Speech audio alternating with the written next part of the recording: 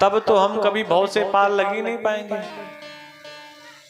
क्योंकि आप कल्पना करो, ये जो शरीर है, ये पूरा का पूरा शरीर अवगुणों की खान है, पूरा का पूरा। लोग कहते हैं आंख कितनी अच्छी है, कितनी प्यारी आंख है, हिरण के जैसी आंख है, लेकिन प्रातःकाल उसी आंख से जो निकलता है वो रखने योग्य नहीं होता। लोग कहते हैं कान कितना अच्छा है, गणेश जी के जैसा बड़ा बड़ा कान है, लेकिन कानों से निकलने वाली वस्तु बहुत श्रेष्ठ नहीं होती, बड़ी योग्य नहीं होती। तो परमात्मा से भैया यही कहिए कि अगर अवगुण आप देखने में लग गए तो फिर आप, हमारा तो कुछ होना ही नहीं है, क्योंकि पूरा का पूरा हम लोग अवगुणों के भंडार हैं। नारद जी ब्रह्मा जी के पास गए और ब्रह्मा जी से कहा, ब्रह्मा जी के पास गए, ब्रह्माणी मिली। नारद जी ने को ब्रह्माणी ने सुंदर मीठा जल पिलाया। नारद जी ने जल तो पिया, लेकिन एक बात कह दिया कि देवी अभी अभी हम चित्रकूट से आ रहे हैं और जल पीकर के चित्रकूट से भी आ रहे हैं, लेकिन जो शीतलता, जो माधुर्य चित्रकूट के जल में है वो आपके जल में नहीं है। ब्रह्माणी ने कहा चित्रकूट में कहां से जल पी करके आए हो? नारद जी ने कहा माता अनसुईया के यहां से, और जो उनके जल में स्वाद है वो आपके जल में स्वाद नहीं है। मेरे जल में स्वाद क्यों नहीं है? आप पतिव्रता नहीं है। ब्रह्माणी ने डांटा। नारद जी ने कहा मां हमें जाना है और फिर किसी दिन आते हैं। लक्ष्मी जी के पास गए। एक बार की घटना है कि भगवान विष्णु सो गए, और जब भगवान विष्णु सो गए तो उनके कान से मैल निकला, दोनों कानों से। और भगवान की कोई भी वस्तु व्यर्थ नहीं जाती, तो जब मैल निकला कान से तो उसी मैल से दो राक्षस पैदा हो गए। एक का नाम था मधु और दूसरे का नाम था कैटभ। और ये कब पैदा हुए? जब भगवान विष्णु सो गए। मधु कैटभ पैदा हुए, हाथों में बहुत बल था। आसपास देखा कोई नहीं दिखाई दिया, बूढ़े बूढ़े ब्रह्मा दिखाई दिए कमल के पुष्प में बैठे हुए। अब राक्षसों की भाषा बड़ी अजीब होती। ए कौन है तू? अरे मैं ब्रह्मा हूं, मैं सृष्टि को बनाता हूं। अच्छा तुम सृष्टि को बनाते हो, एक काम करो तुम काफी ताकतवर भी लगते हो, हमसे युद्ध करो। ब्रह्मा ने आंख बंद करके देखा तो मालूम पड़ा अरे ये तो भगवान के मैल से उत्पन्न हुए, और उन्हीं के अंश से मैं भी उत्पन्न हुआ हूं। तो जितना बलशाली मैं हूं उससे कम बलशाली ये हो नहीं सकते मधु कैटभ। तो ब्रह्मा ने कहा मधु कैटभ से कि पुत्र हम बहुत बूढ़े हैं और तुम लोग नवयुवक हो, युवान हो, हम तुमसे युद्ध नहीं कर सकते। तो मधु कैटभ ने कहा अगर युद्ध नहीं कर सकते तो कोई रास्ता तो बता सकते हो। तो ब्रह्मा जी के मन में पता नहीं क्या आया।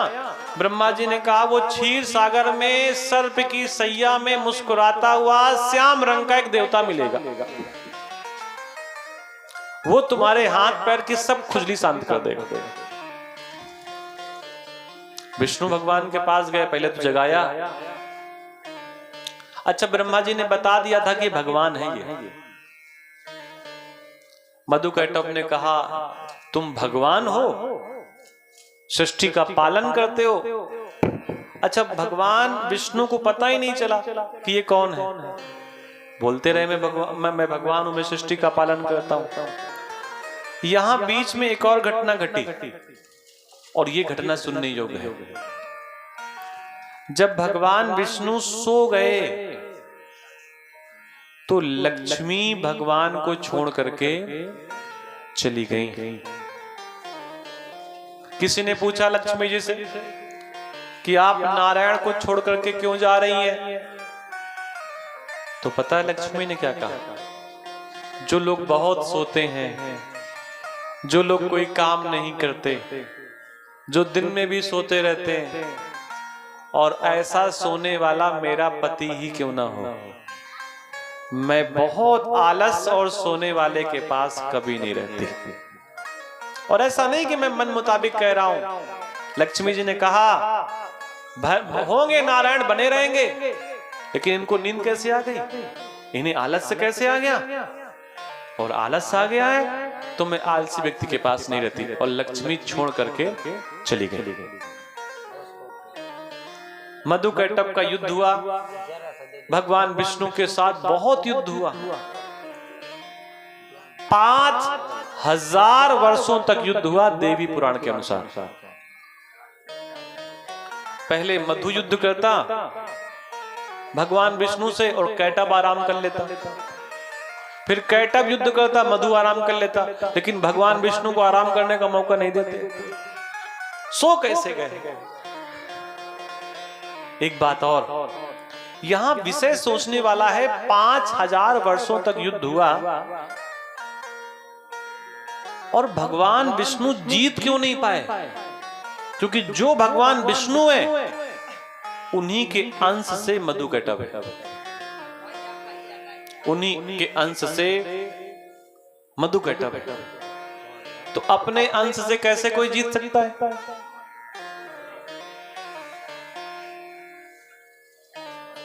मधुकैटभ ने कहा भगवान कहलाना बंद कर। तो भगवान विष्णु का बंद कर देंगे, लेकिन भगवान बनना कोई आसान है क्या?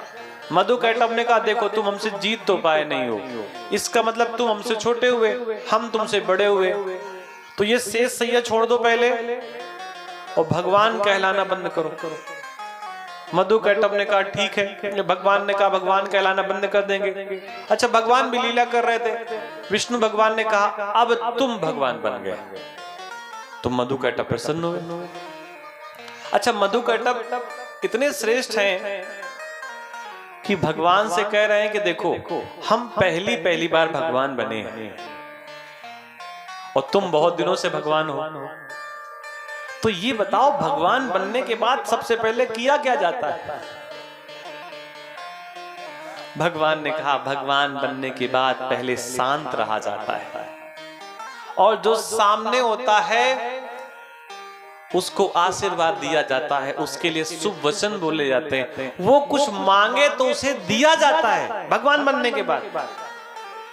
तो मधुकैटभ ने कहा ऐसा करो, हम तो भगवान हो गए, तुम हमारे सामने हो, हमसे छोटे हो, और तुम्ही ने कहा है कि किसी को मना नहीं किया था, अब तुम वरदान मांगो मुझसे, क्या चाहते हो? अच्छा, भगवान विष्णु तो चाहते थे कुछ कहें, वरदान मांगो, मैं वरदान देने के लिए तैयार हूं। भगवान विष्णु ने कहा वरदान दोगे, वापस मुंह तो नहीं पलटोगे, शब्द तो नहीं पलट जाओगे? मधुकैटभ ने कहा नहीं, आप जो कहेंगे मैं वो पूरा करने का प्रयास करूंगा, और मैं वचन देता हूं कि हे हरि, मैं पहली बार भगवान बनाऊं, आप जो मांगो मैं वो दूंगा। भगवान विष्णु का ये बताओ मरोगे कैसे? अपने मरने का उपाय बताओ। मधुकैटभ ने वचन दिया था, भगवान के ही अंश थे, चाहते तो वचन से पलट सकते थे, लेकिन मधुकैटभ ने जब आसपास देखा तो वहां उन्हें कुछ नहीं दिखा, केवल जल ही जल दिखा। तो मधुकैटभ ने कहा कि जहां पर जल ना हो वहां मेरी मृत्यु हो सकती है।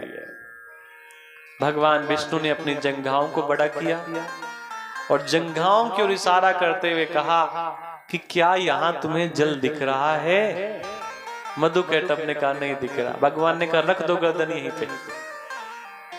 मधुकैटभ ने हंसते हुए अपनी गर्दन भगवान विष्णु की जंघा पे रख दी और फिर सुदर्शन से भगवान ने उनका उद्धार किया। यहां भी नारद जी पहुंचे। लक्ष्मी माता ने बढ़िया बढ़िया, सकट का महीना चल रहा था, सकट का त्योहार था, बढ़िया शकरकंडे और लड्डू वगैरह तिली के रखे हुए थे, बढ़िया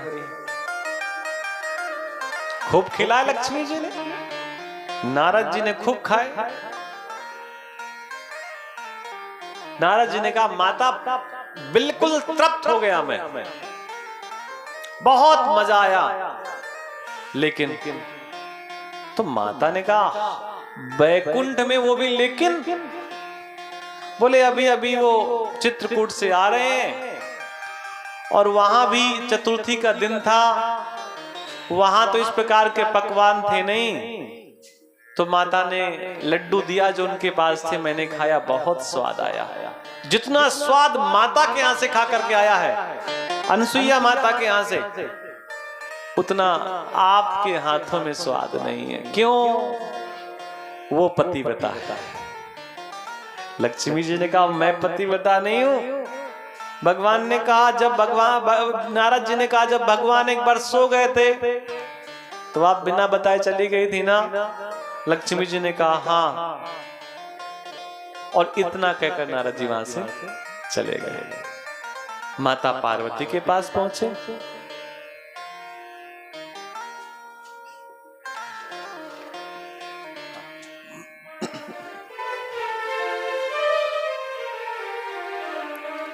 और अन्नपूर्णा के यहां भोजन किया। वही बात नारद जी ने फिर कह दी कि जो स्वाद अनसुईया माता के सूखे बेरों में था वो आपके यहां दूसरे बेरों में नहीं है। क्यों?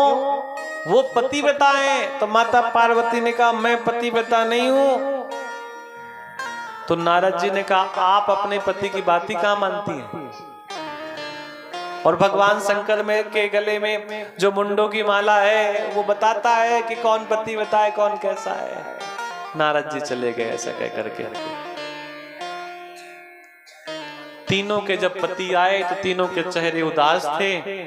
तीनों ने अपने देवी से पूछा कि देवी अप्रसन्न क्यों हो? भगवान शंकर ने माता पार्वती से कहा ये बताओ नारद आए थे क्या? नारायण ने लक्ष्मी से कहा ये बताओ नारद आए थे क्या? लक्ष्मी ने कहा मेरा बेटा है कभी भी आ सकता है। माता पार्वती ने कहा मेरा पुत्र है कभी भी आ सकता है। समझ गए कि नारद कोई खेल खेल गए। जाओ परीक्षा लेकर के आओ। संसार में चर्चा है कि वो बहुत पतिव्रता है।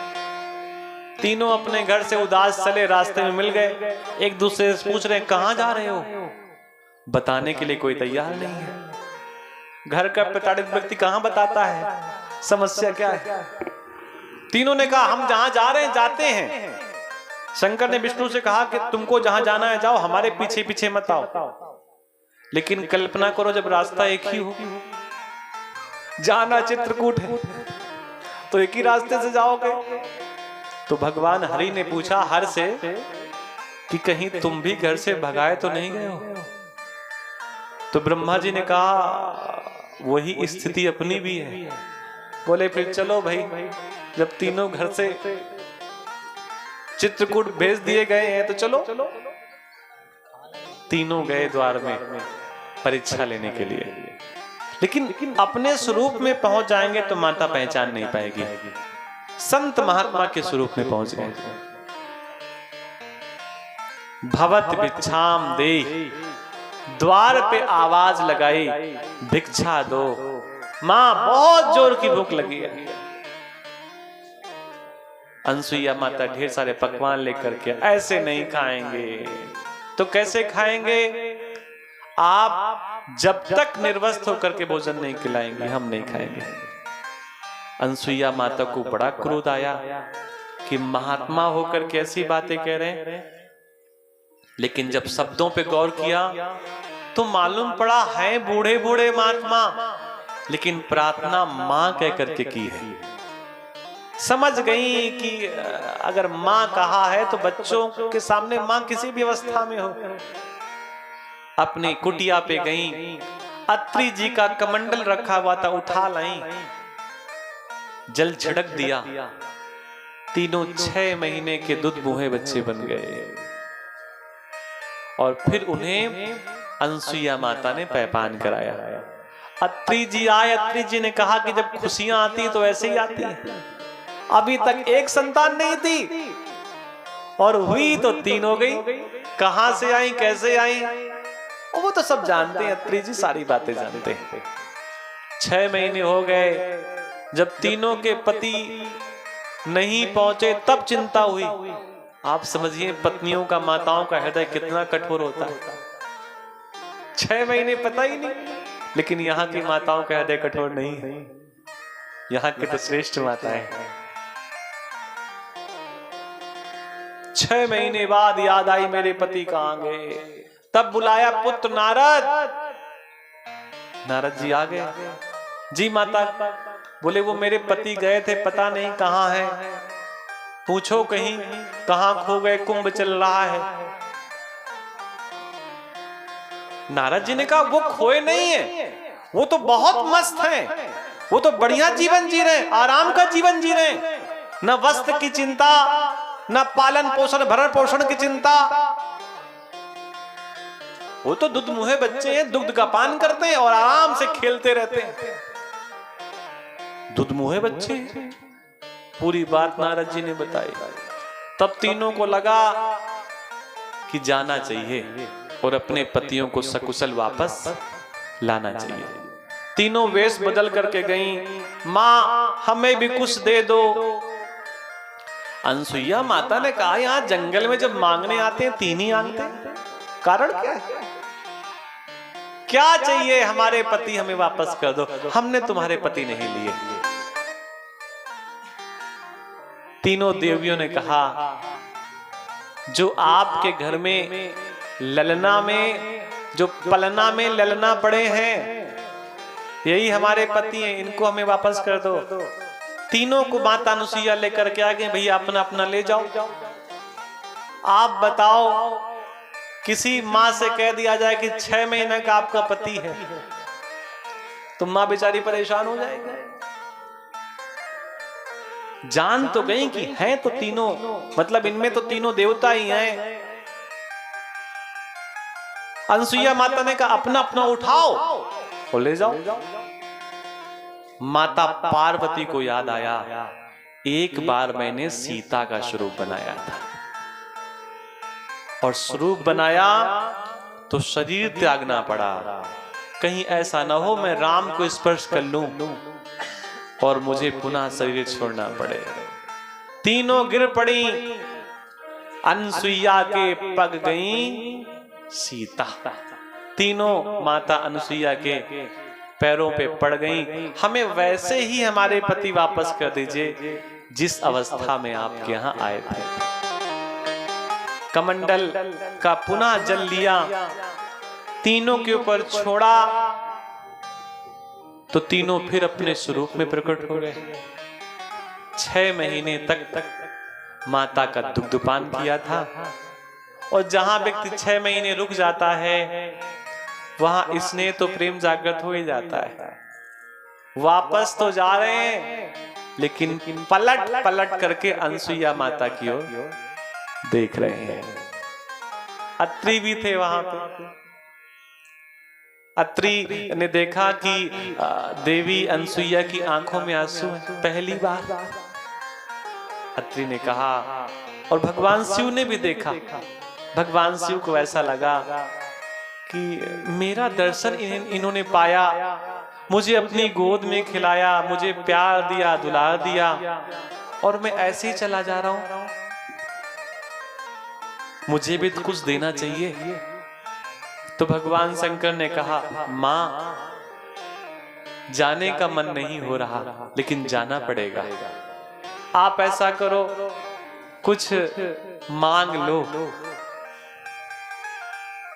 अनसुईया माता ने कहा, मांगना क्या, 6 महीने तक यहीं रहे हैं और अब तो ऐसा लगता है कि आप यहीं पर बने रहें। 6 महीने बच्चों के स्वरूप में आपको हमने प्रेम किया है। आप अगर पुनः हमारी कोख से जन्म लें और हमारे पुत्र के स्वरूप में आप आए तो फिर हमें यही सुख चाहिए। भगवान शंकर ने आशीष दिया और फिर तीनों देवता माता अनसुईया के गर्भ से प्रकट होकर के पुत्र के रूप में आए। चंद्रमा, दत्तात्रेय और दुर्वासा। जो दत्तात्रेय जी हैं ये भगवान विष्णु के स्वरूप है। दुर्वासा जी जो हैं वो भगवान शिव के स्वरूप है। इस प्रकार तीनों देवता मां के गर्भ को स्पर्श करके उनको सुख प्रदान किया। प्रश्न उठता है कि तीनों देवियों ने परीक्षा क्यों ली? तो ऐसा संत महात्मा लोग कहते हैं कि माता पार्वती का प्रचार प्रसार दुनिया में था। लक्ष्मी का पूजन तो दुनिया के लोग करते ही हैं। बसंत पंचमी को सरस्वती का पूजन सब करते ही हैं। लेकिन ये भी तो मालूम पड़े कि भारतवर्ष में भी कोई स्त्री है जो इतनी क्षमता रखती है कि देवताओं को पुत्र के रूप में उत्पन्न कर सके। एक बार चित्रकूट में भयंकर अकाल पड़ गया। पत्ते सूख गए, टहनियां सूख गई, जल कहीं नहीं था।